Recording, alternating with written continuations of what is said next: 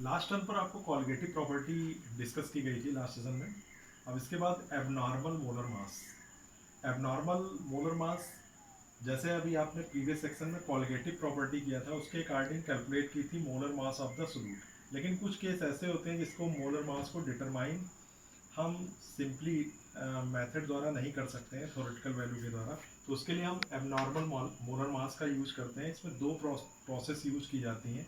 एक होती है एसोसिएशन और दूसरी होती है डिसोसिएशन। तो यहाँ पर टू जो सोल्यूशन आपके होते हैं शुड बी डाइल्यूट होने चाहिए और दूसरी कंडीशन मस्ट बी डिसोसिएट या एसोसिएट ऑन द सोल्यूशन होना चाहिए। तो सबसे पहली बात एसोसिएशन की बात हम कर लेते हैं। तो एसोसिएशन है क्या? Association of the molecules lead to decrease in the number of particles in the solution, resulting in decrease the value of colligative property। तो इसके अकॉर्डिंग एसोसिएशन में हमने देखा कि जो मॉलिक्यूल्स होते हैं लीड करते हैं decrease in the number of particle. जो नंबर ऑफ पार्टिकल्स होते हैं उसके अकॉर्डिंग ये डिक्रीज होती है और particle in the solution resulting the decrease in the value of colligative property. It is known as association. तो एसोसिएशन का एग्जाम्पल हमने देखा कि एस्टिक एसिड है, इसको अगर हम एसोसिएट कर देते हैं तो इस तरह के कंपोनेंट में ब्रेकिंग हो जाती है इसकी। तो ऐसी कंडीशन में यहाँ पर बेंजीन हम यूज करते हैं। तो two components of acetic acid या इसी को हम बोलते हैं एथेनोइक एसिड, इसको हमने ब्रेक किया तो यहाँ पर ये कंडीशन आपकी अप्लाई हो जाती है। तो ये कंडीशन आपकी कहलाती है एसोसिएशन, ज्वाइंट्स कंडीशन। दूसरी कंडीशन आती है डिसोसिएशन। डिसोसिएशन में क्या करते हैं? Dissociation lead the increase the number of solute particle in the solution resulting in an increase in the value of colligative property। इसमें क्या होती है? resulting the increase the value, जो colligative properties होगी उसकी वैल्यू क्या कर जाती है? इंक्रीज कर जाती है। पहले में डिक्रीज कर रही थी, इसमें क्या होगी?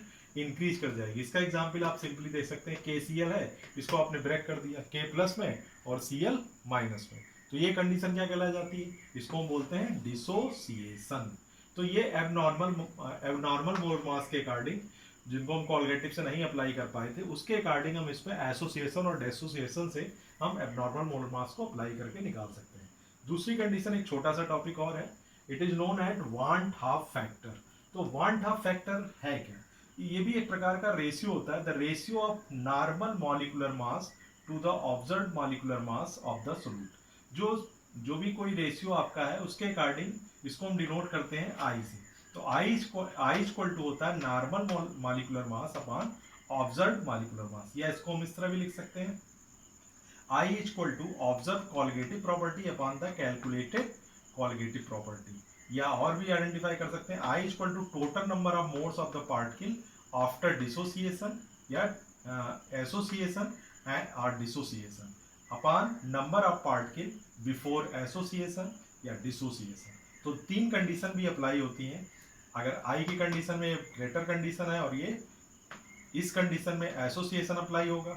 इस कंडीशन में अगर आप जा रहे हैं, आई की कंडीशन, तीन तरह की कंडीशन आपको नजर आ रही है। ये कंडीशन अगर आपकी नजर आ रही है, आई से 1 ग्रेटर हो रहा है और 1 से आई ग्रेटर हो रहा है, तो इस कंडीशन में एसोसिएशन होगा, इसमें डिसोसिएशन होगा। अगर आई इक्वल टू 1 है तो ना तो डिसोसिएशन होगा और ना एसोसिएशन होगा।